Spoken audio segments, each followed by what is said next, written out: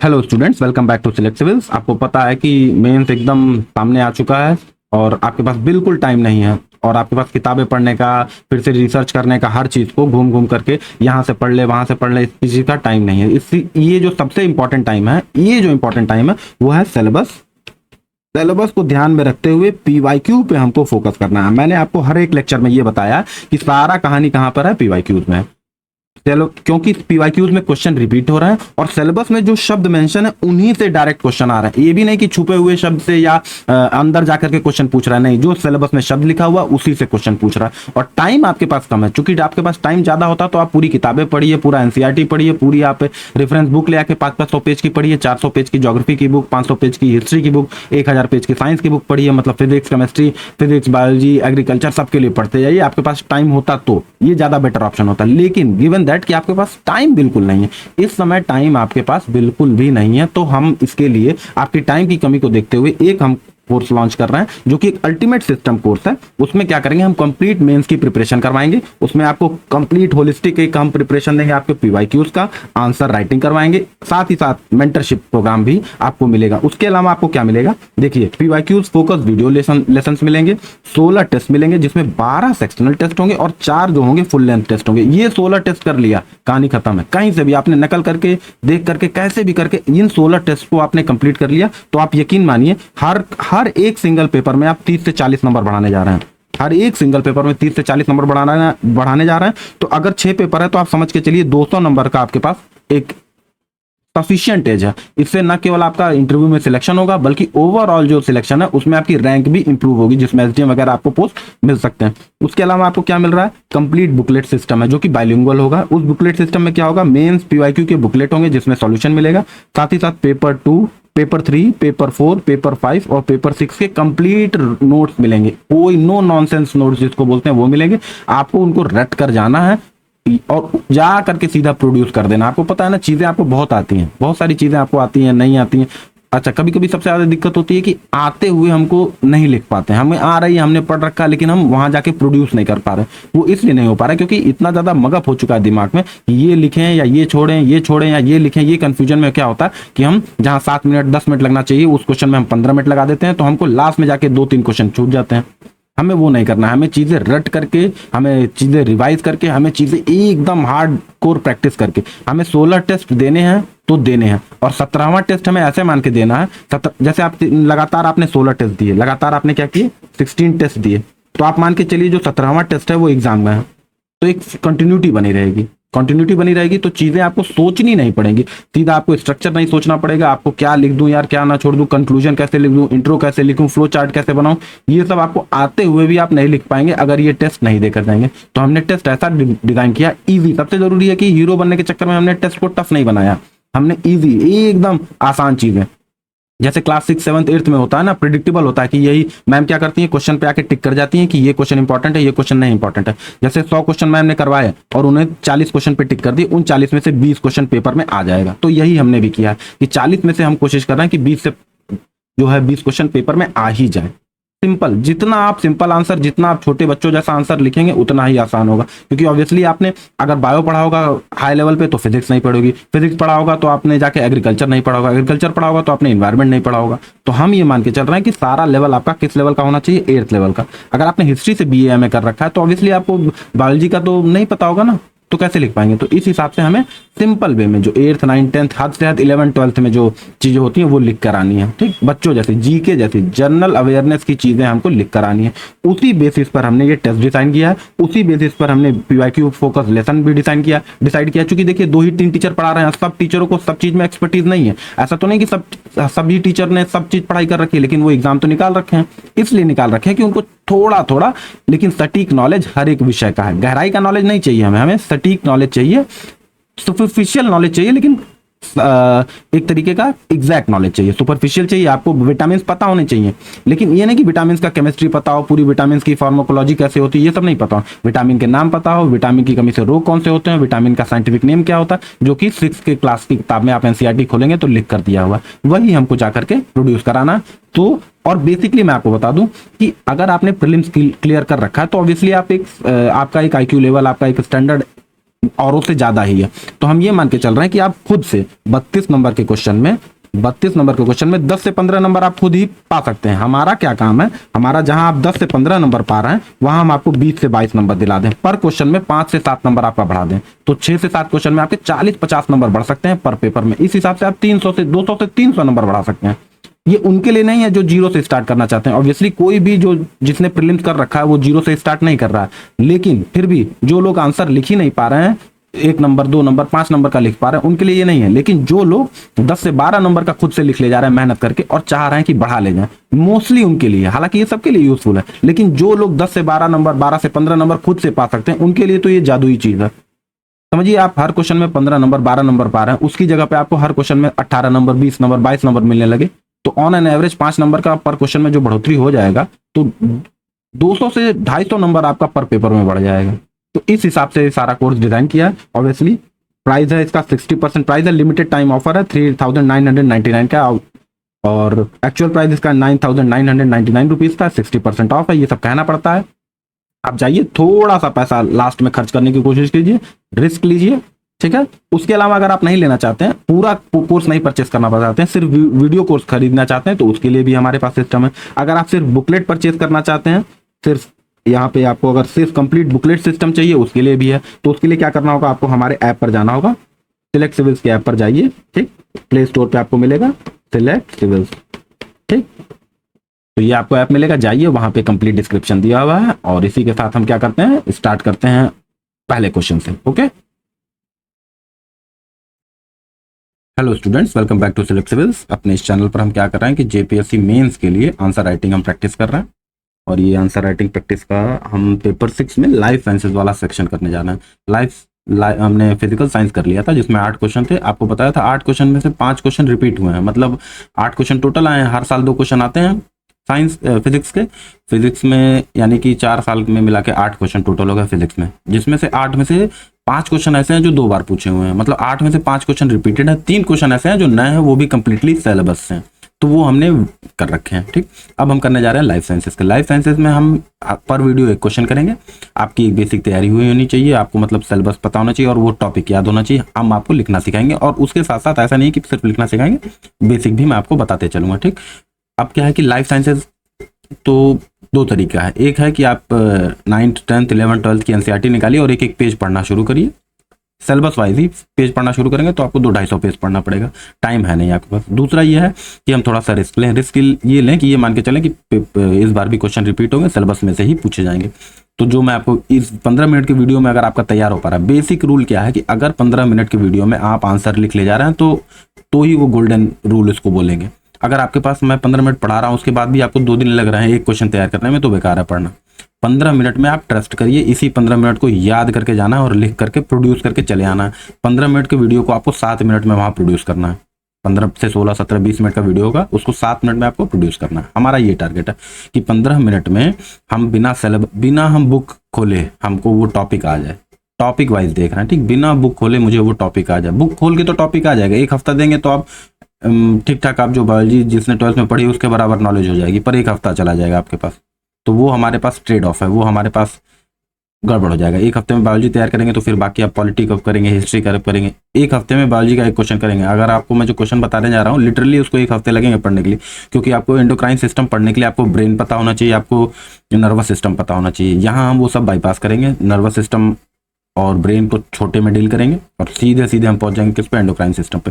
थोड़ा सा exocrine system बताऊंगा, और जो एंडोक्राइन सिस्टम में जो 8 मेन एंडोक्राइन ग्लैंड्स हैं उनको देखेंगे, बाकी सबको छोड़ते हुए चलेंगे। उसी 8 में से निश्चित है कि आना है, किस्मत खराब है तो that is different thing, examiner है कुछ भी पूछ सकता है।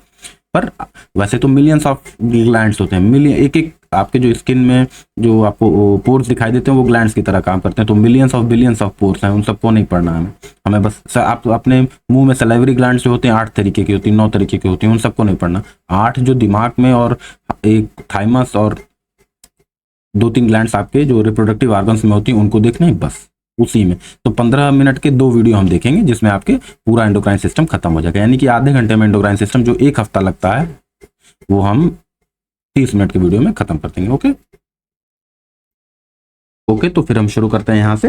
ये पेपर 6 है आपका, बीपीएससी जेपीएससी का पेपर 6 है, जिसमें जनरल साइंस, इन्वायरमेंट और टेक्नोलॉजी डेवलपमेंट पूछेगा। जनरल साइंस में आपको बताया फिजिकल साइंस, लाइफ साइंसेस पूछेगा, ये दो चीज पूछेगा। केमिकल साइंस नहीं पूछता हुआ है, उसके साथ साथ आपका एनवायरमेंट पूछेगा और टेक्नोलॉजी के में जो डेवलपमेंट हुए हैं, मतलब इसमें आपको जो टेक्नोलॉजी वाला डेवलपमेंट है वो मोस्टली करंट अफेयर से रिलेटेड न्यूज पूछेगा। कोई मिसाइल पूछ लेगा, आर्टिफिशियल इंटेलिजेंस में क्या चल रहा है, सुपर कंप्यूटर्स क्या होते हैं, नैनो रोबोटिक्स में इस तरीके की चीजें जो करंट अफेयर्स में चल रही हैं उनको पूछ लेगा। या हो सकता है एनवायरमेंट से रिलेटेड टेक्नोलॉजी में जो डेवलपमेंट हो रहा है, जैसे कि रिन्यूएबल एनर्जी वगैरह, तो ये सब टेक्स्ट सेक्शन में आ जाएगा, जो कि करंट अफेयर से कवर होता है। हम यहाँ पर देखने जा रहे हैं जनरल साइंस को। जनरल साइंस में हमने फिजिकल साइंस कर लिया था, ये लाइफ साइंसेस हम कर रहे हैं। आपको बताया कि अभी हम ग्लैंड्स का जो क्वेश्चन करेंगे वो देखेंगे, ठीक। तो जरा सा मैं आपको एक होलिस्टिक ओवरव्यू दे दूं फिर से एक बार। देखिए क्या है, प्रश्न संख्या 1 अनिवार्य है, वस्तुनिष्ठ टाइप के, मतलब ऑब्जेक्टिव टाइप के होंगे, ठीक। और क्वेश्चन नंबर 1 में जो होते हैं 20 क्वेश्चन होंगे, हर क्वेश्चन में 2 नंबर का होगा, तो टोटल मिला के क्वेश्चन 1 से आपको 40 मार्क मिलेंगे। ये 20 के 20 आपको करने हैं। क्वेश्चन नंबर 2 क्या है, क्वेश्चन नंबर 2 से लेके 6 तक डिस्क्रिप्टिव नेचर के हैं। कैसे हैं, डिस्क्रिप्टिव, जिसमें डिस्क्रिप्शन में आपको लिखना, ओके। और answer should not be exceed 500 to 600 word, 500 से 600 वर्ड का ज्यादा आपका आंसर नहीं होना चाहिए। तो 6 से 7 मिनट आपको लिखना चाहिए, याद रखें। बहुत से 10 मिनट में आपको आंसर कंप्लीट कर देना, ओके। ये हमारा टारगेट। तो इन्हीं 2 से लेके 6 क्वेश्चंस को हम देख रहे हैं। तो क्वेश्चन नंबर 2 हो गया, 3 हो गया, 4 हो गया, 5 हो गया और 6 हो गया। हर में 2 ऑप्शन होते हैं, तो कुल मिला के 12 क्वेश्चन, ठीक है। इन्हीं को देखना है। जैसे क्वेश्चन नंबर 2 हमेशा किसका होता है, फिजिकल साइंसेस का। क्वेश्चन नंबर 3 किसका होता है, लाइफ साइंसेस का। क्वेश्चन नंबर 4 किसका होता है, एनवायरमेंट का। क्वेश्चन नंबर 5 किसका होता है, एग्रीकल्चर का। क्वेश्चन नंबर 6 किसका होता है, टेक्नोलॉजी डेवलपमेंट का। ये हर साल है, हर में 2 आएगा, 1 करना रहेगा आप, ओके। तो ये हर वीडियो में आपको बताते हुए चल रहा हूँ। ये बेसिक ओवरव्यू है आपका किसका, पेपर का, डिजाइन का। तो ये अब थोड़ा सा आगे बढ़ते हैं, ठीक। 8 जैसे देखिए 4 साल का हम पेपर लेके चल रहे हैं। कौन कौन से ईयर का, 2016 लेके चल रहे हैं, 2017 लेके चल रहे हैं, 2021 और 2024। इसमें बैकलॉग के भी क्वेश्चन है, तो ये 4 साल का है। तो यानी लाइफ साइंसेस के हर साल से अगर 2 क्वेश्चन पूछे जाते हैं और 1 क्वेश्चन आपको करना होता है, तो टोटल मिला के 8 क्वेश्चन पूछे गए। वो 8 क्वेश्चन मैं दिखा दे रहा हूँ, वो क्या है, हर साल जो पूछे गए 8, चारों साल मिला के जो 8 क्वेश्चन पूछे गए वो मैं आपको दिखा रहा हूँ। जैसे एक साल पूछा है, what do you understand by sex linked inheritance, illustrate with suitable examples. लिंग सहलगन वंशागति से आप क्या समझते हैं, इसे उदाहरण देकर समझाइए। अथवा या तो ये करिए आप क्वेश्चन नंबर 3 में, या तो name 4 important hormones of pituitary gland, discuss their function. यही इस वीडियो में हम यही क्वेश्चन करेंगे, ठीक।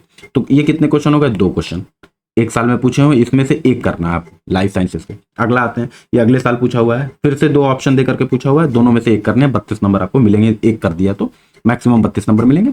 ऑन एन एवरेज हम लेके चल रहे हैं कि 18 से 24 नंबर हमको मिल जाए, ठीक।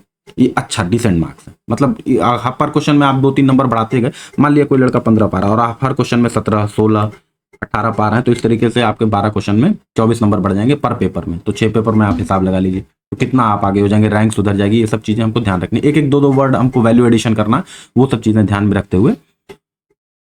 अब वैल्यू एडिशन कैसे होगा कि पोथी पढ़ के जाएंगे आप और कुछ लिख नहीं पाएंगे। मिनट होते हैं आपके पास 7 से 10 मिनट में क्या ही पढ़ लेंगे। पूरी आपको लूसेंट आती है, पूरी आपको ग्रामर, आपको पूरे पार्ट बने हुए हैं बायोलॉजी के, लेकिन अगर आप लिख नहीं पा रहे तो कोई मतलब नहीं है, ठीक। तो लिख आप तब पाएंगे जब आप सॉलिड चीजें कम जानेंगे और स्ट्रॉन्ग वे में जानेंगे, तुरंत प्रोड्यूस कर ले जाए। जैसे समझ लिटरली उल्टी जाके कर देना है, वहां पे कुछ सोचना ही नहीं है। तो दूसरे साल क्या पूछा हुआ है, right the name of 2 hormone secreted from adrenal glands and pancreas, illustrate their function also. अब कनेक्शन देखिए, यहाँ पे पूछा है पिट्यूटरी ग्लैंड, यहाँ पे पूछा हुआ है एड्रीनल ग्लैंड और पैंक्रियाज। तो अगर हम ये 2 वीडियो कर लें तो 8 ग्लैंड्स हैं हमारे, उसमें से 3 तो कंप्लीट हो गए हमारे। और मोस्ट प्रॉब्ली है कि एड्रीनल ग्लैंड रिपीट कर देगा, मोस्ट प्रॉब्ली है कि पिट्यूटरी ग्लैंड रिपीट कर देगा, क्योंकि लाइफ साइंसेस में क्वेश्चन रिपीट नहीं कर रहे हैं, हो सकता है इस बार रिपीट कर दे, ठीक। तो उसी साल का ये दूसरा क्वेश्चन क्या है, describe the different stages of mitotic cell division. तो ये सिलेबस में लिखा हुआ है, शब्द ही लिखा हुआ है, मियोसिस और माइटोसिस। अब मियोसिस माइटोसिस लिखा है तो इसका मतलब ये नहीं कि अंदर जाके पूछ रहा है, सीधा सीधा डेफिनेशन ही पूछ दे रहा है। माइटोसिस सिलेबस में लिखा है माइटोटिक सेल डिवीजन, और वही पूछ दे रहा है कि है क्या। कोई छुपी हुई चीज नहीं है, कोई गोपनीय गुप्त चीज नहीं है, जैसे यूपीएससी बीपीएससी में होती है या यूपीपीसीएस में होती है कि शब्द लिखा हुआ कुछ और पूछ रहा है कुछ, उसके अंदर जाके पूछ रहा नहीं, अंदर जाके नहीं पूछा। माइटोटिक सेल डिवीजन नाम लिखा हुआ सिलेबस में और माइटोटिक सेल डिवीजन क्वेश्चन में पूछ रहा है।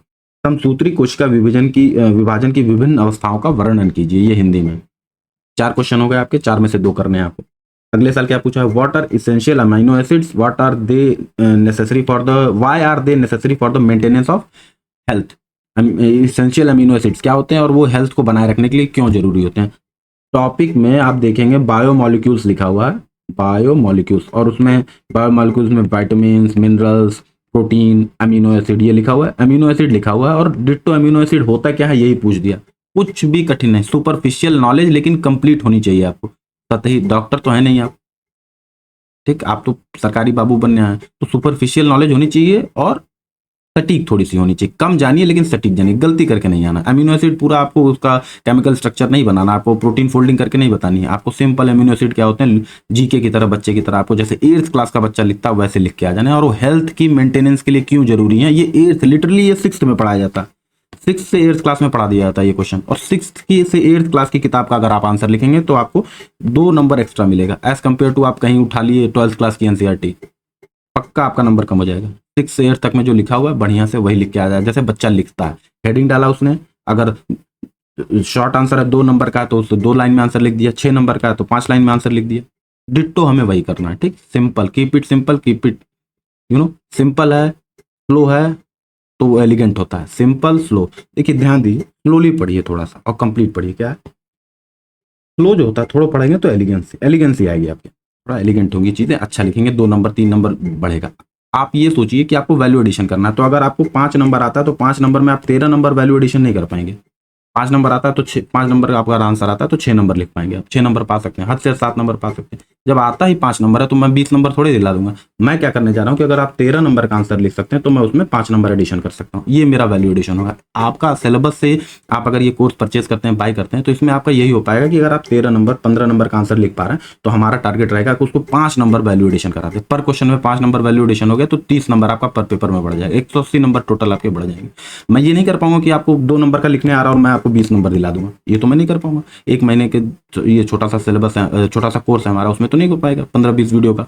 हम क्या कर पाएंगे, अगर आप 13-14 नंबर का लिख रहे हैं तो हम आपको कुछ तरीके से कुछ प्रैक्टिस करा करके और कुछ अपने एक्सपीरियंस वगैरह से आपको 13 नंबर से 15 नंबर 18 नंबर पर क्वेश्चन में कुछ वैल्यू एडिशन करा पाएंगे। तो हमारा टारगेट यही है कि वैल्यू एडिशन हो पाए। हमारा ये टारगेट नहीं कि आपको 0 से स्टार्ट करें, हम आपको मान के चलेंगे कि आपको विटामिन आते हैं, आपको अमीनो एसिड का कम से कम नाम तो सुना हुआ है कि अमीनो एसिड से विटामिन बनते हैं, अमीनो एसिड से आरएनए क्या रोल प्ले करता है, ये सब आपको पता होना चाहिए। ऑब्वियसली तभी आप प्रीलिम्स मेंस के लिए तैयारी कर रहे हैं, क्योंकि आपको ये पता है, तभी तो आपने प्रीलिम्स क्लियर कर रखा है, ठीक। अगला क्वेश्चन क्या पूछा है, लाइफ साइंसेज में पूछा हुआ है question, what do you mean by pollution, give detailed account for air pollution. अब देखिए क्या है, क्यों मैं इसको लाइफ साइंसेज में क्लब कर रहा हूं, क्योंकि जो इसका सेकंड पार्ट है और करके जो पूछा हुआ वो पूछा हुआ है what is sex determination, describe the process of sex determination in animal. Sex determination, लिंग निर्धारण किसे कहते हैं, जंतुओं में लिंग निर्धारण की प्रक्रिया का वर्णन करें, ये क्वेश्चन पूछा हुआ। तो चूंकि इसका और वाला भले इन्वायरमेंट से दिख रहा है लेकिन इसको लाइफ साइंसेज में क्लब करके मैं आपको इसको पढ़ा दूंगा। तो इस तरीके से 2 क्वेश्चन ये 4 क्वेश्चन, 2 क्वेश्चन ये 6 क्वेश्चन और ये 2 क्वेश्चन 8 क्वेश्चन आपको लाइफ साइंसेज में खत्म करने, यही मान के चलना है कि इसी में से आएगा। अब मेरा इसमें क्या होगा कि मैं आपको बताऊंगा थोड़ा सा अप्रोच क्या है हमारा, आंसर लिखना कैसे, आंसर राइटिंग। अब आंसर राइटिंग अगर मैं आपको बताऊंगा तो इसका मतलब आपको सब्सटेंस पता होना चाहिए, बेसिक सब्सटेंस पता होना चाहिए। उसके अलावा मैं आपको बताऊंगा कि वैल्यू एडिशन कैसे करनी है, ठीक, क्या चीजें आप एक्स्ट्रा लिख सकते हैं अपने क्वेश्चन में। अब आपको मैं पढ़ाने नहीं जाऊंगा माइटोटिक सेल डिवीजन क्या होता है, सेल क्या होती है, सेल में कैसे सेल टूटती है, ये सब आपको पता होना चाहिए। ऑब्वियसली समझ रहे हैं आप इस बात को, ठीक। तो वैल्यू एडिशन करेंगे कैसे, कहाँ पर कीवर्ड्स यूज कर सकते हैं, कहाँ पर किस तरीके से पैराग्राफ चेंज करना है, किस तरीके से पॉइंटर फॉर्म में लिखना है, कहाँ पे आपको एक फ्लो चार्ट बना देना है छोटा सा, जो बेसिक बातें आप पैराग्राफ में लिख रहे हैं उसको फ्लो चार्ट में लिख करके आप अपने आंसर को एनहांस कर सकते हैं, बाकियों से अलग कर सकते हैं। बाकियों को अलग करना, मान लीजिए 10 कॉपी टीचर चेक कर रहा है और सब ने लाइन में आपने झोंक रखा है, ऐसे लिख रखा है, अब बीच में आपकी उसकी कॉपी है, आपकी कॉपी है, या उसने देखा कि वाह ये तो इसने फ्लो चार्ट बना रखा है, तो आपको सबको 15 नंबर देते चल रहा है, आपको 17 नंबर दे दिया, आपको 18 नंबर दे दिया। यही होता है जब एक पैटर्न टूटता है, 10 कॉपियां एक पैटर्न में लिखी हुई है, वही घिसे पिटे पैटर्न में आपने क्या किया, एक फ्लो चार्ट बना दिया। तो अपने आप ह्यूमन नेचर है कि थोड़ा सा बढ़ा के नंबर देना, भले आप थोड़ा सा कम ही लिखे हो, भले जिसने लाइन में लिखी है उसने ज्यादा लिखा है, उसने कुछ एक्स्ट्रा लिखा है, लेकिन टीचर है उसको जल्दी से कॉपी चेक करनी है, उसने देखा फ्लो चार्ट में कम चीजें लिखी हुई हैं लेकिन प्रेजेंटेबल है। पर ये भी ना हो कि फ्लो चार्ट ही सब कुछ नहीं है, हम मतलब मैशअप करके चलेंगे जहाँ पे जो जरूरत होगी। तो यही मेरा काम यही है आपको बताना, जहाँ पे जो जरूरत है। अब क्या हुआ, मार्केट में चला हुआ कि फ्लो चार्ट बना के आना, तो भैया कुछ लिखा ही नहीं, आपने फ्लो चार्ट बना के चले आए, आधा अधूरा। फ्लो चार्ट से होता तो सारी किताबें क्यों लिखी जाती, सब डायग्राम बना के माइंड मैप बना के खत्म कर देते। किताबें भी लिखी जा रही हैं, फ्लो चार्ट भी बनाना है, पॉइंटर भी लिखना है, पैराग्राफ भी लिखना है, कंक्लूजन भी करना है, अच्छी राइटिंग भी लिखनी है, स्पेलिंग भी लिखनी है, ये सब बेसिक हमें चीजें करती हुई चलनी है, तभी हमको आंसर मिलेगा। अगर आप मेरा फोकस किस चीज पर है, मेरा फोकस इस चीज पर है कि अगर आप 10 नंबर का आंसर लिख सकते हैं तो आपका सिलेक्शन नहीं होने वाला है। अगर आप 13 नंबर 14 नंबर 15 नंबर खुद से पा सकते हैं तो मैं आपको इस कोर्स के थ्रू 20 नंबर दिला सकता हूँ पर क्वेश्चन में। यही है, उससे ज़्यादा नहीं कि आप 5 नंबर आपको पता ही नहीं है बायोलॉजी में सिलेबस क्या है, तो मैं थोड़े दिला पाऊंगा। तब आप मत खरीदिए कोर्स, तब आप परचेज मत करिए। लेकिन अगर आपको लगता है कि खुद से आप 13-14 नंबर किताब पन्ना इधर उधर पलट करके पा सकते हैं, तो हम क्या करने जा रहे हैं, आपको इस पूरे वीडियो लेक्चर्स में नंबर बढ़ाने जा रहे हैं पर क्वेश्चन में। पर क्वेश्चन में नंबर बढ़ेगा तो पर पेपर में नंबर बढ़ेगा, पर पेपर में नंबर बढ़ेगा तो ओवरऑल आपका नंबर बढ़ेगा। ठीक, ऐसे पर क्वेश्चन से ही नंबर बढ़ते हैं, एक एक लाइन से नंबर बढ़ जाता है, एक एक वर्ड से नंबर बढ़ जाता है। ऐसा नहीं कि पूरा पैराग्राफ आप लिखेंगे, एक वर्ड एक्स्ट्रा लिख दिया आपने, कुछ इंपॉर्टेंट वर्ड लिख दिए, कुछ ऑथेंटिक वर्ड लिख दिए, बायोलॉजी के कुछ ऑथेंटिक वोकैबुलरी यूज कर ली, तो उससे क्या होगा कि एनहांसमेंट होगा आंसर में। ठीक, तो सीधा सा हम चलते हैं पहले आंसर पे। ठीक, पहला क्वेश्चन क्या पूछा है, what do you understand by, sorry ये वाला करेंगे, name 4 important hormones of pituitary gland, discuss their function. ठीक, तो थोड़ा सा मैं आपको बेसिक आइडिया दे देता हूँ कि क्या है हार्मोन्स, क्या होते हैं, कैसे होते हैं, किसके बारे में पूछा है जरा देखिए। शब्द क्या है, name 4 important hormones of pituitary gland, main word है ग्लैंड, तो ग्लैंड क्या होते हैं इनको देख लेते हैं, फिर हम आते हैं पिट्यूटरी क्या होती है, और फिर आते हैं कि उन वो 4 हार्मोन्स हैं क्या और उनके फंक्शन क्या, इन्हीं को देखना। 2 पेज में इस आंसर को करेंगे। आपको लास्ट में मॉडल आंसर हिंदी में भी दे रखा है, इंग्लिश में दे रखा है, वो आप पूरा वीडियो स्किप करके चाहें तो वो सिर्फ मॉडल आंसर पढ़ लें और याद कर लें तो भी सफिशिएंट है, पर थोड़ा सा वीडियो देख लेंगे तो ऑब्वियसली कुछ मैं बाँच रहा हूं तो आपको समझ में ही आएगा। ओके, थोड़ा सा हम देख लेते हैं ग्लैंड्स क्या होते हैं। ओके, ग्लैंड्स देखेंगे, फिर हम पहुंचेंगे किस पे, पिट्यूटरी ग्लैंड पे। ग्लैंड्स के बारे में थोड़ा सा डिस्कस करते हैं। ओके, जरा ग्लैंड्स को देखते हैं। ठीक है, तो ग्लैंड्स क्या होते हैं कि समझिए कि या तो ऑर्गन होंगे, ग्लैंड्स क्या होंगे, 2 चीजें आपको याद रखना है, या तो ऑर्गन या ऑर्गन्स होंगे, या तो ग्रुप ऑफ सेल्स होंगे। छोटे सेल्स भी सिर्फ 8-10 सेल्स मिलकर भी ग्लैंड्स बना सकते हैं। ध्यान दीजिए, ग्लैंड्स या तो कंप्लीट एक ऑर्गन ही होगा, आपका एक अंग ही होगा। ठीक, या तो स्पेशलाइज ग्रुप सेल्स होंगी, जैसे 5-6 सेल इकट्ठा हो गई और उन्होंने क्या बना लिया, ग्लैंड्स बना लिया। अब जैसे आपकी स्किन में जो पोर्स दिखती हैं वो क्या है, अपने आप में ग्लैंड्स हैं, वो क्या सिबेशियस ग्लैंड्स बोलते हैं उनको, सिबेशियस ग्लैंड्स। तो ये millions of billions of pores होती हैं आपके शरीर में। ये क्या करती हैं, ये पसीने को और तमाम तरीके के ऑयल्स को सिक्रीट करती हैं ताकि स्किन आपकी हेल्दी बनी रहे। तो ये भी किस चीज का एग्जांपल है, ग्लैंड्स का एग्जांपल है। अभी देखेंगे कैसे ग्रुप किया गया। तो बेसिकली क्या होती है, ग्लैंड जो होती है स्पेशलाइज्ड ऑर्गन होती है। ये शब्द आपको ये लिख दे, अब जैसे आपने ये लिख दिया स्पेशलाइज्ड ऑर्गन्स होती हैं, तो ये वैल्यू एडिशन हुआ। आपने सिर्फ लिखा ऑर्गन्स या ग्रुप ऑफ सेल्स होती है, तो ठीक है ये भी आंसर सही है, लेकिन आपने लिखा कि glands, a gland is an organ और a group of cells that are specialized in particular function, that are specialized in particular function करने में स्पेशलाइज्ड होती है। और क्या करती है, ये पर्टिकुलर सब्सटेंस को कैसे स्पेशलाइज्ड होती है, ये खास सब्सटेंस को ही लेके जाते हैं, पर्टिकुलर सब्सटेंसेस और केमिकल्स को क्या करती हैं, सिक्रीट करती हैं और शरीर के पर्टिकुलर ऑर्गन तक लेकर जाती हैं जहां जरूरत होती है। शरीर के जिस अंग को, अब सारे अंग आपके ऑर्गन, सारे अंग क्या है, ग्लैंड्स नहीं है, लेकिन सारे अंग आपके ऑर्गन तो हैं। तो जो ग्लैंड्स या जो ग्लैंड्स मतलब जो ऑर्गन्स या ग्रुप ऑफ सेल्स होती हैं, वो क्या करती हैं, पर्टिकुलर सब्सटेंस या केमिकल सिक्रीट करती हैं और वो खास ऑर्गन पर लेकर जाती हैं। अब जैसे लेकर जाती हैं, जिस मेथड से लेकर जाती हैं, उसी मेथड के हिसाब से ग्लैंड्स को 2 पार्ट्स में डिवाइड किया गया है। ग्लैंड्स को जिस मेथड से वो केमिकल्स को पहुंचाती हैं बॉडी पार्ट्स तक, उसी हिसाब से वो 2 पार्ट्स में डिवाइड किए गए हैं। एक है एक्सोक्राइन। अभी तक एक भी बार एक्सोक्राइन से नहीं पूछा हुआ है, ना पूछेगा, बहुत स्पेशल नहीं होती। एंडोक्राइन सिस्टम, जो एंडोक्राइन ग्लैंड्स होती हैं वो स्पेशल होती हैं, पर हमें जानना दोनों है, क्योंकि हमें आंसर में लिखना है इस बात को। ग्लैंड्स 2 टाइप की होती हैं, एक्सोक्राइन और एंडोक्राइन। और किस बेसिस पे डिवीजन किया गया है कि वो केमिकल सब्सटेंस को या पर्टिकुलर सब्सटेंस को किसी खास ऑर्गन तक कैसे पहुंचा रही हैं, इस आधार पे हम क्या कर रहे हैं, ऑर्गन्स को, इस आधार पे हम ग्लैंड्स को 2 पार्ट में डिवाइड कर रहे हैं। तो पहले एक्सोक्राइन देख लेते हैं, फिर एंडोक्राइन। जो यहाँ आपको इमेज दिख रही है, ये इमेज जैसे पीनियल ग्लैंड है, हाइपोथैलेमस है, 1 2 3 4 5 6 7 8 9 और ये 10 फीमेल मिला लें तो ये टेस्टिस और मेल्स में, फीमेल्स में ओवरीज मिला के 10 ग्लैंड्स हैं, 10 एंडोक्राइन ग्लैंड्स हैं। ध्यान दीजिए ये क्या है, 10 एंडोक्राइन ग्लैंड्स हैं। सिलेबस में आपको 8 ही पढ़नी है। ठीक, 8 एंडोक्राइन ग्लैंड्स को पढ़नी है, लेकिन हम दोनों देखेंगे, एक्सोक्राइन और एंडोक्राइन दोनों ग्लैंड्स को देखेंगे। तो जरा सा एंडोक्राइन, पहले मैं एक्सोक्राइन देख लेता हूँ, एक्सोक्राइन।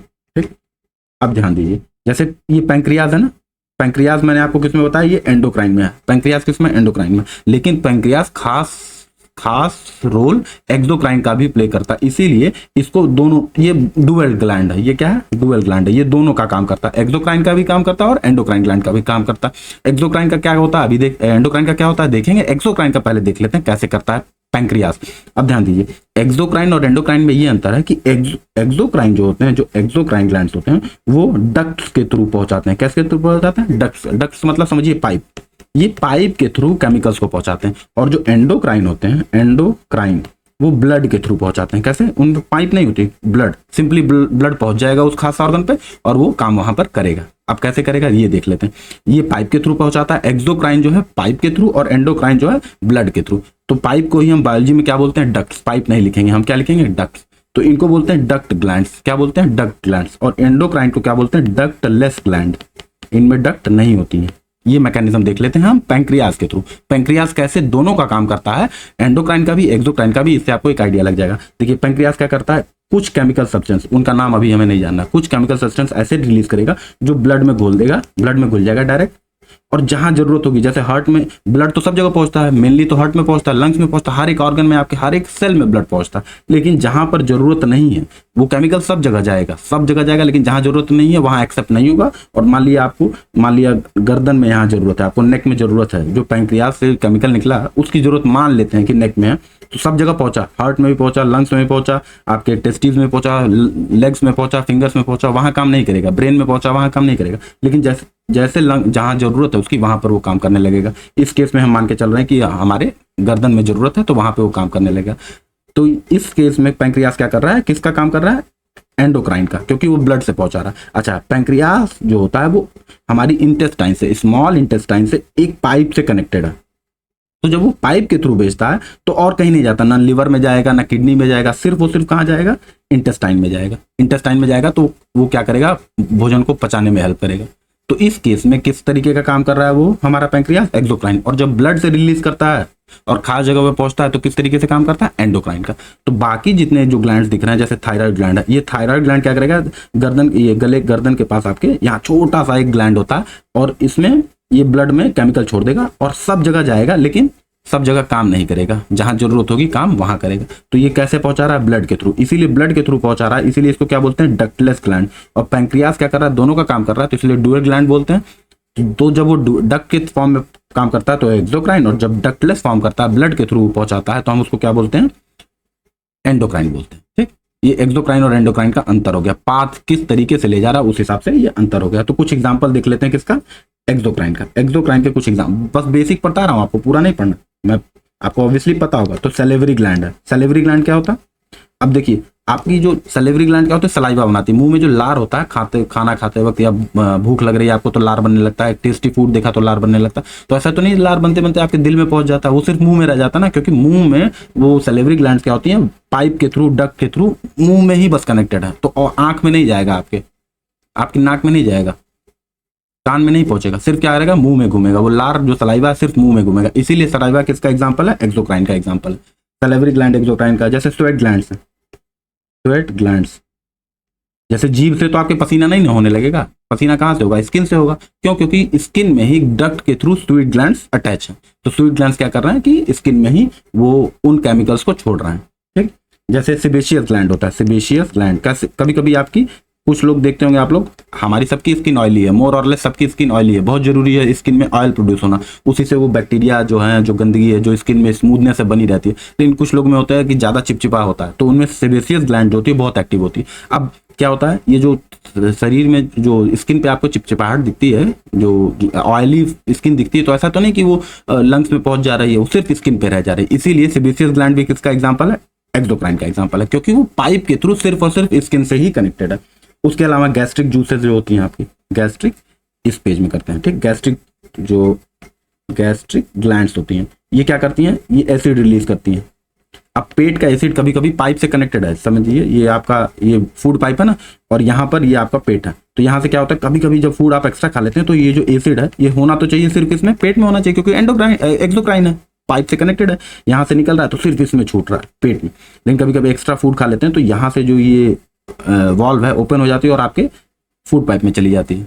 तो क्या होता है, वो एसिड यहाँ पर क्या होता है, जलन करने लगता है। तो इसी को एसिडिटी बोलते हैं। क्या बोलते हैं? एसिडिटी बोलते हैं। तो ये सब किसका एग्जांपल होगा? एक्सोक्राइन का। एक्सोक्राइन का हमें जानना नहीं, लेकिन चूंकि बेसिक आइडिया आपको दे रहा हूँ इसीलिए आपको बता रहा हूँ। हमें जानना सिर्फ एंडोक्राइन है। एंडोक्राइन में भी हमको, इस क्वेश्चन में हमको किसको जानना? Pituitary gland. ठीक, तो ये एक्सोक्राइन के बस इतना ही जानना है। अब जाते हैं जरा एंडोक्राइन के। Endocrine system, endocrine system. इसका स्पेशलाइजेशन ही होता है। आप बड़े हॉस्पिटल में जाएंगे तो एंडोक्रोनोलॉजिस्ट मिलेगा आपको, एंडोक्रोनोलॉजिस्ट। तो या तो आप उसके जितना पढ़िए, वो तो 5 साल पढ़ाई किया, 5 साल एमबीबीएस किया प्लस 2 साल एमडी किया, स्पेशलाइजेशन किया, तो आपको वो तो बनना नहीं है, आपको बस जीके जानना है। तो वो जीके मैं आपको बताने जा रहा हूँ। तो सीधा सीधा एंडोक्राइन सिस्टम में हम देखेंगे किसको, एंडोक्राइन ग्लैंड्स, एंडोक्राइन ग्लैंड्स। ठीक, ये 8 ग्लैंड्स हमको देखनी है, 8 में से एक हमको इसमें आंसर में लिखना है। 8 ग्लैंड्स हैं, एक्चुअली में 10 हैं, और 8 से 10 वेरी करता है, हमें 8 पढ़ने होंगे। ठीक, तो एंडोक्राइन ग्लैंड्स क्या होती है, ये डक्टलेस ग्लैंड होती है, डक्टलेस। ये वाया ब्लड के थ्रू क्या करती हैं, हार्मोन्स को, मेन चीज जो मैं आपको बता रहा हूँ बार बार, ये एंडोक्राइन जो केमिकल सब्सटेंस है उसको क्या बोलते हैं, हार्मोन्स। जो आपको बताया ना, और पीछे बताया कि जो ग्लैंड्स होती हैं वो क्या करती हैं, खास केमिकल सब्सटेंस को बॉडी के जहां जरूरत होती है वहां पहुंचाती है। वो खास केमिकल सब्सटेंस का नाम क्या है, हार्मोन्स। हार्मोन्स क्या होते हैं, केमिकल मैसेंजर होते हैं। हार्मोन्स क्या होते हैं, दे आर केमिकल मैसेंजर। ये जब पहुंचेंगे तब वो अंग, जैसे मान लिया कोई खास हार्मोन पहुंचा कहां पे, आपके दिल पे, आपके हार्ट में पहुंचा, तो हार्ट तभी वो काम करेगा जब वो हार्मोन वहां पहुंचेगा। नहीं पहुंचेगा, जब खत्म हो गया हार्मोन तो वो काम करना बंद कर देगा। जैसे आपको बता रहा हूं मैं, एक आपके हमारे शरीर में होती है एड्रीनल ग्लैंड। क्या होती है, एड्रीनल ग्लैंड, अभी बताऊंगा आपको। एड्रीनल ग्लैंड ये हमारा क्या करती है, ये दिल को कभी कभी एक्स्ट्रा धड़क, ये फ्लाइट और फाइट, फ्लाइट या फाइट, लड़ना है कि भागना है, ये वाला हार्मोन छोड़ती है। तो जो हार्मोन छोड़ेगी दिल आपका वो डिसाइड कर लेगा कि लड़ना है कि भागना है। तो कभी कभी आप लड़ने के जाते हैं तो क्या होता है, एड्रीनल ग्लैंड क्या करती है, एड्रीनल हार्मोन क्या करती है, सिक्रीट करती है। तो जिससे दिल आपका करता है बहुत तेजी से पंप करने लगता है। जब लड़ना होता है आपको तो एक्स्ट्रा खून क्या करता है, वो पूरे शरीर में पहुंचाता है, जिससे एक्स्ट्रा एनर्जी बनती है। तो सब जगह ये क्या होती है, ब्लड के थ्रू पहुंचती है, जहां जहां जरूरत होती है, दिल धड़कता है, मसल्स में मजबूती आ जाती है। तो ये कैसे आती है, एड्रीनल ग्लैंड ब्लड के थ्रू एड्रीनल हार्मोन सिक्रीट करती है, जिससे फ्लाइट या फाइट का रिस्पॉन्स आता है। उसी तरीके से अभी हम देखेंगे, कुछ लोग क्या होते हैं, दिमाग डेवलप नहीं होता है, कुछ लोग की हाइट बहुत बहुत छोटे हाथ हो गए, छोटे पैर हो गए, वो किस कमी से होता है, पिट्यूटरी ग्लैंड के। किसी का दिमाग नहीं डेवलप हुआ है, किसी का पता चल रहा है कि तमाम तरीके की जो फिजिकल डिसेबिलिटीज आती हैं वो किस में आती है, जब पिट्यूटरी ग्लैंड बढ़िया से फंक्शन नहीं करता, या 8-10 हार्मोन जो निकालता है पिट्यूटरी ग्लैंड, एक ग्लैंड से कई सारे हार्मोन निकलते हैं। उसी में पूछा है पिट्यूटरी ग्लैंड के 4 हार्मोन्स को बताइए, सिर्फ 4 को बताना, जो 4 इंपॉर्टेंट। वैसे तो 6-7 हार्मोन रिलीज करता है, लेकिन 4 आपको बताने हैं नाम और उनका फंक्शन है, तो उन्हीं 4 को देखेंगे। ठीक, तो इस तरीके से क्या है, एंडोक्राइन सिस्टम में हार्मोन्स निकलते हैं और हार्मोन्स अलग अलग करके अलग अलग फंक्शन पहुंचाते हैं। जैसे क्या हुआ कि एक मदर है, जैसे मान लिया कोई मदर है जिसने एक बेबी को बर्थ किया, तो क्या करता है, अपनी बेबी से अटैचमेंट हो जाता है। क्यों हो जाता है, क्योंकि ऑक्सीटोसिन नाम का, ये स्पेलिंग गलत हो गई एक से,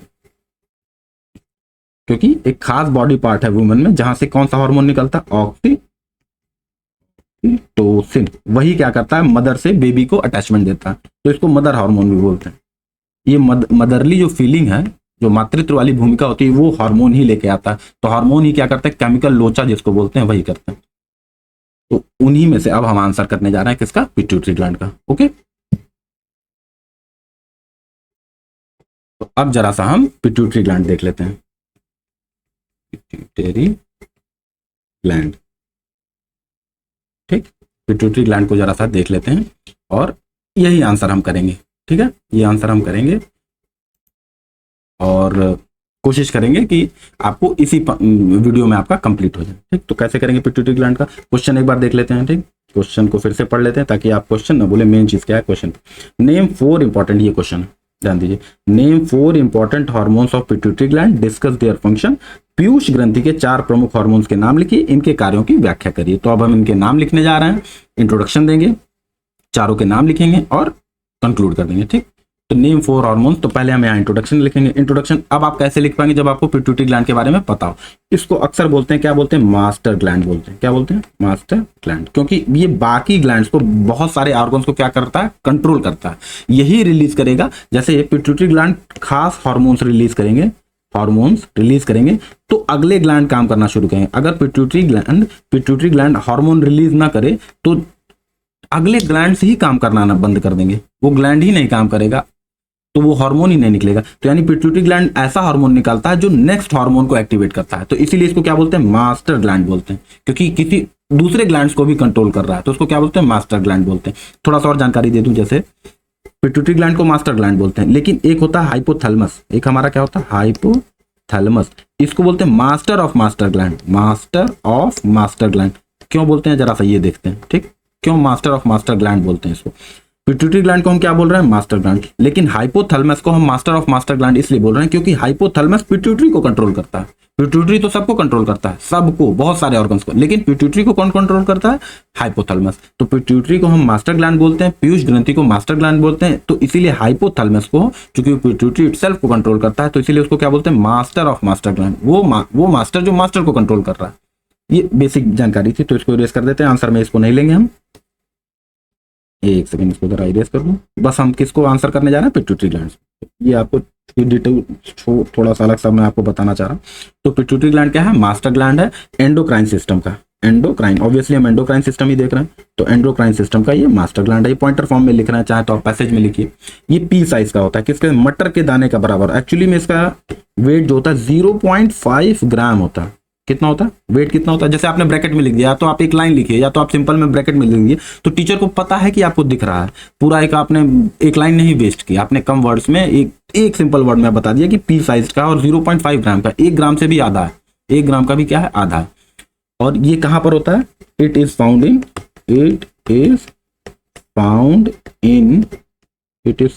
इन दी ब्रेन में पाया जाता है, बिलो, कहां पर, बिलो दी हाइपोथैलेमस ग्लैंड के नीचे पाया जाता है, हाइपोथैलेमस ग्लैंड। मैं एक बार आपको फिर से कहां ले चल रहा हूं, डायग्राम पे ले चल रहा हूं। ये देखिए, ये क्या है, ये हाइपोथैलेमस है ना, इसी के नीचे क्या, ये हाइपोथैलेमस यहां दिख रहा है ना आपको, ये हाइपोथैलेमस, उसी के नीचे क्या दिख रहा है, पिट्यूटरी ग्लैंड। तो ब्रेन के अंदर हाइपोथैलेमस के नीचे, अब आप डिटेलिंग करते जाइए, एक हड्डी होती है उसके नीचे पाई जाती है, वो नहीं लिखना आपको बस लिख देना है कि हाइपोथैलेमस के नीचे पाई जाती है, वो डॉक्टर नहीं ना आप, ठीक। इट इज, एक लाइन हो गया, ये इंट्रोडक्शन लिख रहे हैं। और आप क्या लिख सकते हैं, इट आई होप कि आपको राइटिंग समझ आ रहा है, इट सिक्रीट्स सेवरल हार्मोन्स, कई सारे हार्मोन्स सिक्रीट करती है। इट सिक्रीट्स, इट मतलब पिट्यूटरी ग्लैंड, दैट रेगुलेट, दिख रहा है आपको, दैट रेगुलेट, क्या रेगुलेट करती है, पिट्यूटरी इतने सारे हार्मोन्स सिक्रीट करती है जो कि रेगुलेट करते हैं किस चीज को, ग्रोथ को, शरीर में वृद्धि को रेगुलेट करते हैं, मेटाबॉलिज्म को, आपका मेटाबॉलिज्म कैसे हो रहा है, सेल, आपकी मेटाबॉलिज्म का बेसिक मतलब है कि सेल फूड को कंज्यूम करके एनर्जी कैसे बना रही है। तो बहुत लोगों को थकान हो जाती है, कमजोरी फील होती है, तो ये सब किसकी कमी से होता है, पिट्यूटरी ग्लैंड में कोई फंक्शन में कमी हो रही है तो वो होती है। और इसका मेन फंक्शन क्या है, और फंक्शनिंग ऑफ अदर ग्लैंड्स की फंक्शनिंग को भी, फंक्शनिंग ऑफ अदर ग्लैंड्स, इसीलिए इसको क्या बोलते हैं, मास्टर ग्लैंड बोलते हैं ना। तो ये क्या करती है, ग्रोथ को कंट्रोल करती है, मेटाबॉलिज्म को कंट्रोल करती है, रिप्रोडक्शन को हमारे कंट्रोल करती है, और हमारे अन्य जो ग्लैंड्स हैं, अभी देखेंगे 8-9 ग्लैंड्स हैं, उनको भी किसी न किसी तरीके से कंट्रोल करती है। तो ये बेसिक इंट्रो हो गया, ओके, बेसिक इंट्रो लिख दिया। अब ये आप तब लिख पाएंगे, ये आप कब लिख पाएंगे, जब आपको पता हो क्या पिट्यूटरी ग्लैंड के बारे में। ये हो गया। अब यहां से लिख सकते हैं 4 इंपॉर्टेंट, क्योंकि 4 ही पूछा है, 4 important hormones secreted by pituitary gland. Pituitary, spelling गलत हो गई, ठीक कर लीजिएगा। पिट्यूटरी ग्लैंड से जो सिक्रेट होती है वो 4 हार्मोन्स के, तो यहाँ पे आप क्या कर सकते हैं, उन 4 हार्मोन्स का नाम लिख सकते हैं, फिर बाद में हम लिख देंगे। तो उन 4 हार्मोन्स को छोटा सा, अभी पूरा नहीं, छोटा छोटा उनका शॉर्ट फॉर्म में, पिट्यूटरी ग्लैंड्स हार्मोन्स। हम क्या बनाने जा रहे हैं, देखिए हमने पैसेज लिख लिया, पॉइंटर लिख लिया, अब हम एक चार्ट बना देते हैं। पिट्यूटरी ग्लैंड के जो 4 हार्मोन्स हैं, 4 हार्मोन्स ऑफ पिट्यूटरी ग्लैंड, तो कौन कौन से हैं, ऐसे, ये भी चार्ट ही है। तो वो है आपका जीएच लिख देंगे, अभी देखेंगे जीएच क्या होता है, ग्रोथ ऑफ बॉडी के लिए होता है। टीएसएच लिख देंगे, देखिए यहाँ आपने शॉर्ट फॉर्म में लिखना है, एसीटीएच लिख देंगे और एफएसएच लिख देंगे, फॉलिक्यूल स्टिमुलेटिंग हार्मोन्स, इनको लिख लेंगे, ठीक। तो ये शॉर्ट फॉर्म में हो गया आपका, बन गया। आप चाहें तो चार्ट ऐसे बना, मतलब जो आप फ्लो चार्ट बनाना चाह रहा है ऐसे बना दें, किसी तरीके से बना दें पूरा। ग्रोथ हार्मोन, जीएच का मतलब है growth hormone, TSH thyroid stimulating hormone है, एसीटीएच एडिनोकोट्रोपिक थायराइड स्टिमुलेटिंग हार्मोन है, और उसी तरीके से एफएसएच है, फॉलिक्यूलर स्टिमुलेटिंग हार्मोन। स्टिमुलेट कर रहा है, दूसरे हार्मोन्स को क्या कर रहा है, उत्तेजित कर रहा है, ताकि तुम निकलो और तुम अपना काम करो, ओके। तो किसी किसी भी फॉर्मेट आप क्या कर सकते हैं, बस बेसिक कुछ आपको नया करते रहना है। तो ये नहीं कि मोनोटोनस चीजें से बचना है आपको, एकदम मोनोटोनस आंसर नहीं कि रट के आए और उल्टा सीधा लिखते चले जा रहे हैं, टाइम भी वेस्ट कर रहे हैं, टीचर का भी अपना भी। तो अब एक एक करके हम सारे हार्मोन्स को देख लेते हैं और आंसर क्या हो जाएगा, कंक्लूड हो जाएगा।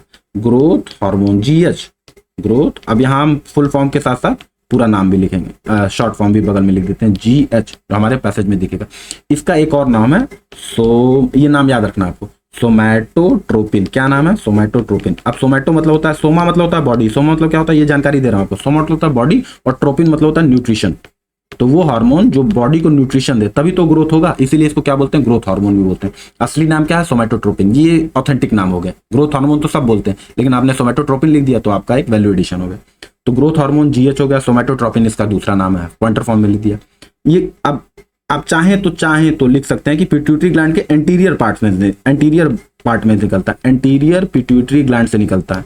कुछ हार्मोन एक्सटीरियर पिट्यूटरी ग्लैंड से निकलते हैं और कुछ हार्मोन क्या लिखते हैं, कुछ हार्मोन पोस्टीरियर पिट्यूटरी ग्लैंड से निकलते हैं और कुछ हार्मोन क्या निकलते हैं, एंटीरियर पिट्यूटरी ग्लैंड से निकलते हैं। तो जो ग्रोथ हार्मोन है वो एंटीरियर पिट्यूटरी ग्लैंड में निकलता है। अब आपने सिर्फ इतना लिखा है एंटीरियर पिट्यूटरी ग्लैंड, टीचर अपने आप समझ जाएगा कि हाँ ठीक है लड़का जान रहा है। ठीक, ये किस लिए रिस्पॉन्सिबल है, रेस्पॉन्सिबल फॉर नॉर्मल ग्रोथ। ध्यान दीजिए, नॉर्मल ग्रोथ। देखिए दो लोग, एक लोग होते हैं डॉर्फ होते हैं कि बहुत छोटे हो गए 3 फुट, एक लोग होते हैं 8 फुट के हो गए, 7 फुट के हो गए। तो ये जाइजेंटिज्म है, ये भी अधिक लंबा हो जाना भी क्या है, बीमारी है। तो ये भी किसकी वजह से होता है, पिट्यूटरी ग्लैंड आपकी अच्छे से फंक्शन नहीं कर रही है।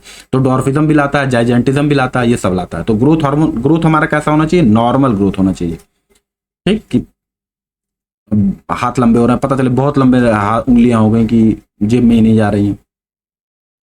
तो ये बेसिक है। इसके साथ साथ आप फंक्शन लिख देंगे। फंक्शन लॉन्ग बोन्स करता है, बोन्स को क्या करता है, लंबाई देता है। ठीक, नॉर्मल लंबाई देता है। सेल डिवीजन में भी ये काम करता है।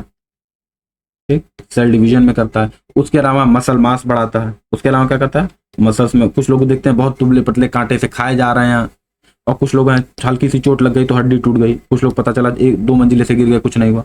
क्योंकि क्या हो रहा है उनके अंदर, सारा खेल किस चीज का, पिट्यूटरी ग्लैंड से निकलने वाले हार्मोन्स का। और कौन से हार्मोन्स का, ग्रोथ हार्मोन्स का। तो ग्रोथ हार्मोन्स क्या करता है, हड्डियों की लंबाई बढ़ाता है, नॉर्मल ग्रोथ देता है, सेल डिवीजन में हेल्प करता है, मसल में मास देता है। उसके अलावा बोन्स को, हड्डियों को मजबूत करता है। उसके अलावा साथ ही साथ मेन आपको बताया कि किस चीज का करता है, मेटाबॉलिज्म का काम करता है। आपको इंट्रोडक्शन में आपने लिखा है। तो ये कार्बोहाइड्रेट के क्या करता है, मेटाबॉलिज्म का, कार्बोहाइड्रेट मेटाबॉलिज्म। अब आपने इंग्लिश में कुछ नहीं लिखा, सिर्फ लिख दिया कार्बोहाइड्रेट मेटाबॉलिज्म। समझ में आ गया कि कार्बोहाइड्रेट के अलावा अगर कार्बोहाइड्रेट है तो फैट भी होगा। कार्बोहाइड्रेट बेसिकली फैट ही होता है। कार्बोहाइड्रेट और फैट का क्या करता है, मेटाबॉलिज्म करता है। तो जिनमें फैट या कार्बोहाइड्रेट का मेटाबॉलिज्म प्रॉपर नहीं हो पाता, उनकी एनर्जी कम होती है। मेटाबॉलिज्म मतलब होता है कि सेल फैट खा करके, कार्बोहाइड्रेट को कंज्यूम करके एनर्जी प्रोड्यूस करे, अंत में क्या करे, जो 4 मॉलिक्यूल्स होते हैं किसके, ATH, वो प्रोड्यूस करे। ठीक, तो ये पहला हो गया आपका ग्रोथ हार्मोन। दूसरा हार्मोन, अब लिखते तो कुछ भी कहानी लिखते चले जाइए, लिखते जाइए, क्या करना। अब हम देखते हैं दूसरा हार्मोन आपने अपने फ्लो चार्ट में बनाया था, TSH। क्या बनाया था, TSH। इसको बोलते हैं थायराइड स्टिमुलेटिंग हार्मोन। ठीक, अब देखिए थायराइड अपने आप में एक ग्लैंड है। थायराइड क्या है, अपने आप में ग्लैंड है, वो खुद हार्मोन निकालता होगा। लेकिन पिट्यूटरी ग्लैंड अगर TSH नहीं निकालेगा तो थायराइड हार्मोन अपना थायराइड वाला हार्मोन नहीं निकालेगा, और क्या हो जाएगा, मंद बुद्धि हो जाएंगे, ग्वाइटर हो जाएगा, तमाम तरीके की बीमारियां हो जाएंगी। तो थायराइड स्टिमुलेटिंग हार्मोन कौन निकालता है, पिट्यूटरी ग्लैंड, और थायराइड फिर अपना हार्मोन निकालता है। थायराइड खुद ही क्या है, ग्लैंड है, लेकिन पिट्यूटरी ग्लैंड क्या कर रहा है, थायराइड को क्या कर रहा है, कंट्रोल कर रहा है। किसके थ्रू कंट्रोल कर रहा है, TSH, थायराइड स्टिमुलेटिंग हार्मोन के थ्रू वो क्या कर रहा है, थायराइड को कंट्रोल कर रहा है। अब TSH का फंक्शन लिखना है। TSH हमने नाम लिख दिया, थायराइड स्टिमुलेटिंग हार्मोन। अब TSH का क्या फंक्शन है, TSH कौन निकाल रहा है, फिर से ध्यान दीजिए, ग्रोथ हार्मोन भी कौन निकाल रहा है, पिट्यूटरी ग्लैंड। TSH भी कौन निकाल रहा है, पिट्यूटरी ग्लैंड। तो अब हम TSH का फंक्शन देखने जा रहे हैं। क्या फंक्शन है इसका, चाहे तो आप हेडिंग डाल दिए, फंक्शन। किसका फंक्शन है, टीचर समझ रहा है। ये स्टिमुलेट करता है किसको, स्टिमुलेट्स थायराइड ग्लैंड। ये थायराइड ग्लैंड को क्या करता है, स्टिमुलेट करता है। थायराइड ग्लैंड को हमारे स्टिमुलेट करता है कौन सा हार्मोन प्रोड्यूस करने के लिए, थायरॉक्सिन। आपने नाम लिख दिया। थायरॉक्सिन का एक और नाम है T4 प्रोड्यूस करने के लिए, साथ ही साथ T3 प्रोड्यूस करने के लिए। अब आपको T3 का नाम नहीं पता चल रहा है, सिर्फ T4 T3 पता है, तो T4 T3 भी लिख देंगे तो आपको नंबर मिल जाएगा। उसके अलावा ये क्या काम करता है, कंट्रोल बॉडी का मेटाबॉलिज्म। ये बॉडी के मेटाबॉलिज्म को कंट्रोल करता है। ठीक, ऐसा नहीं कि सिर्फ ग्रोथ हार्मोन ही कंट्रोल करता है, कई सारे हार्मोन दो फंक्शन, एक ही हार्मोन जो दो तीन हार्मोन सेम फंक्शन कर सकते हैं। ठीक, जैसे अभी हमने देखा था कि तो ग्रोथ हार्मोन क्या कर रहा है, नॉर्मल ग्रोथ को कंट्रोल करता है, लेकिन टीएसएच भी क्या करता है, नॉर्मल ग्रोथ को कंट्रोल करता है। कंट्रोल इसमें भी गड़बड़ी हो गई तो आपकी लंबाई चौड़ाई नॉर्मल नहीं रह जाएगी। कंट्रोल नॉर्मल ग्रोथ, पर ये ग्रोथ मेनली मेंटल होती है। थायराइड हार्मोन जो अक्सर होते हैं, जिन आप सरकार ऐड करती होगी आयोडीन नमक खिलाइए, बच्चे कमजोर हो जाते हैं दिमाग से, तो ये किस लिए होते हैं, क्योंकि थायरॉक्सिन नाम का हार्मोन प्रॉपरली नहीं निकलता। ठीक, तो अगर मेटाबॉलिज्म को कंट्रोल कर रहा है तो साथ ही साथ ये एनर्जी को भी कंट्रोल करेगा, साथ ही साथ एनर्जी को कर रहा है तो साथ ही साथ टेम्परेचर को भी कंट्रोल करेगा। तो ये सब आप लिख सकते हैं। अगला हार्मोन, तीसरा हार्मोन है ACTH। ACTH, अब इसका फुल फॉर्म लिख दिए तो ही आपको बहुत बड़ी बात है।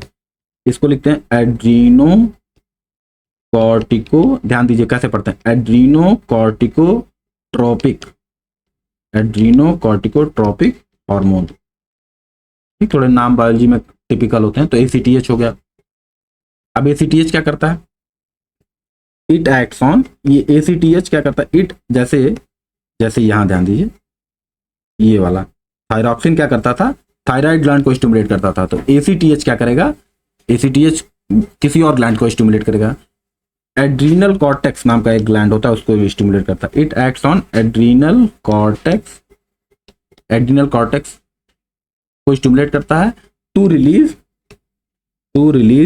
ये एक्ट करेगा ACTH किस पर, एड्रीनल कॉर्टेक्स को। एड्रीनल कॉर्टेक्स क्या करेगा, it to release corticosteroids, corticosteroid. अब पढ़ने जाइए तो पढ़िए बैठ के कॉर्टिकोस्टेरॉइड क्या होता है, या तो यहाँ रट लीजिए सिंपल सा, बहुत टाइम है तो पढ़िए। अब हम इसका फंक्शन लिख देते हैं। फंक्शन क्या है इसका, कॉर्टिसोल निकालता है। क्या करता है, कॉर्टिसोल। कॉर्टिसोल जैसे जिनके अंदर कॉर्टिसोल नहीं होता ना तो बहुत टेंशन फ्री होते हैं, ठीक है भैया बर्बाद हो गए तो हो गए।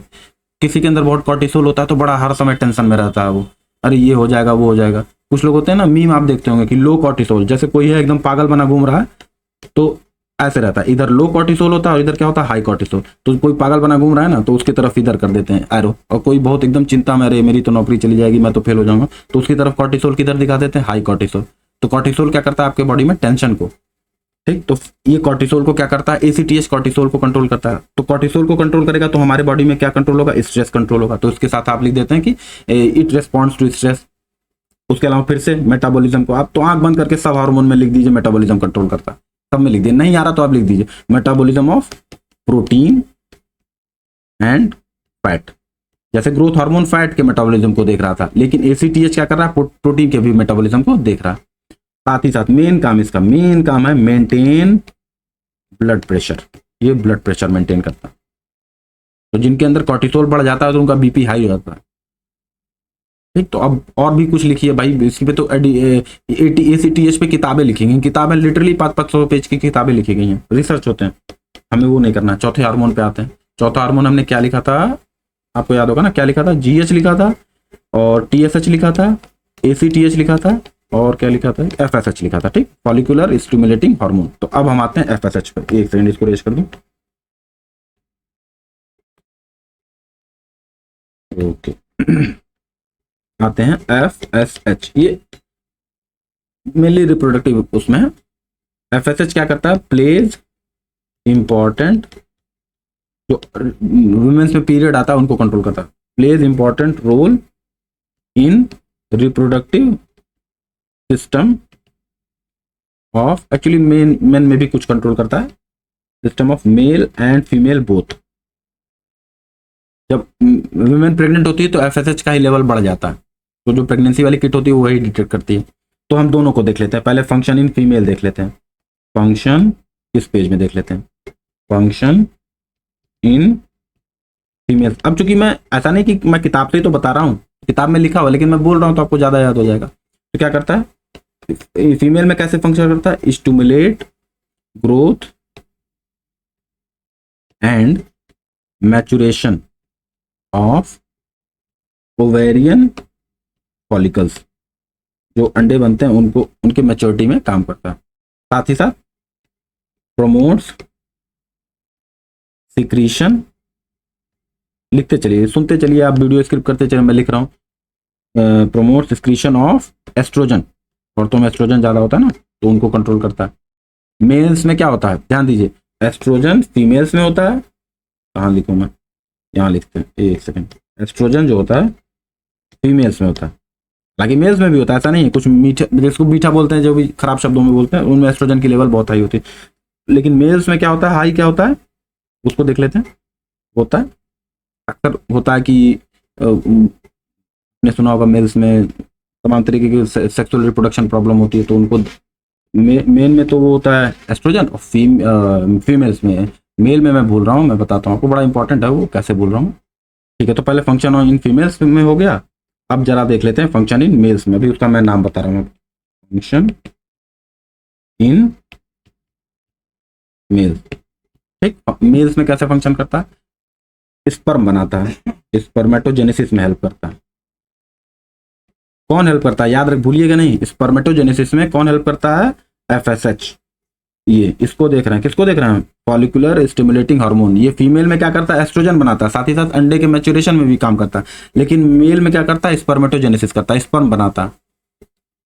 ठीक, और नॉर्मल फर्टिलिटी बनाई रखती है, नॉर्मल फर्टिलिटी क्या करता है, कंट्रोल करता है। ठीक, तो इस तरीके से 4 फंक्शन हो गए। चाहे तो आप सब में डिफिशियंसी भी लिख सकते हैं, जैसे जो काम कर रहा है अगर नहीं होगा तो उसका उल्टा करेगा। तो अगर मेन काम इसका किसका, फर्टिलिटी बनाने का, तो अगर कमी हो जाए एफएसएच की, तो हमारी क्या आ जाएगी, इनफर्टिलिटी आ जाएगी। इसका उल्टा लिख देंगे, डिसेबिलिटीज में लिख देंगे आप, डिसेबल, या इसकी डिफिशियंसी में क्या होगा, डिफिशियंसी, एक हेडिंग डाल के डिफिशियंसी ऑफ एफएसएच। अगर एफएसएच की डिफिशियंसी हो जाए तो जो उसका फायदा होगा उसी का उल्टा नुकसान हो जाएगा। तो अगर फर्टिलिटी कराता है तो अगर कम हो जाएगा तो क्या हो जाएगी, इनफर्टिलिटी हो जाएगी। ग्रोथ हार्मोन अगर कम हो जाएंगे, अगर ग्रोथ हार्मोन ग्रोथ के लिए इंपॉर्टेंट है, तो ग्रोथ नहीं होगा तो क्या हो जाएगा, वो हार्मोन नहीं निकलेगा तो क्या हो जाएगा, ग्रोथ नहीं होगा। तो आप चाहें तो डिफिशियंसी में उसका उल्टा भी लिख सकते हैं। ठीक, तो इस तरीके से ये आंसर कंप्लीट होता है। थोड़ा सा वीडियो मेरे ख्याल से ज्यादा लंबा हो गया, 30 मिनट का हो गया मेरे ख्याल से, ओके 41 मिनट का हो गया। ठीक, तो ये पिट्यूटरी ग्लैंड का सारा मॉडल आंसर है, डिट्टो जो मॉडल आंसर में लिखा वही मैंने मेरे हिसाब से वही पढ़ाई है हिंदी में। ठीक, thank you for watching, have a nice day.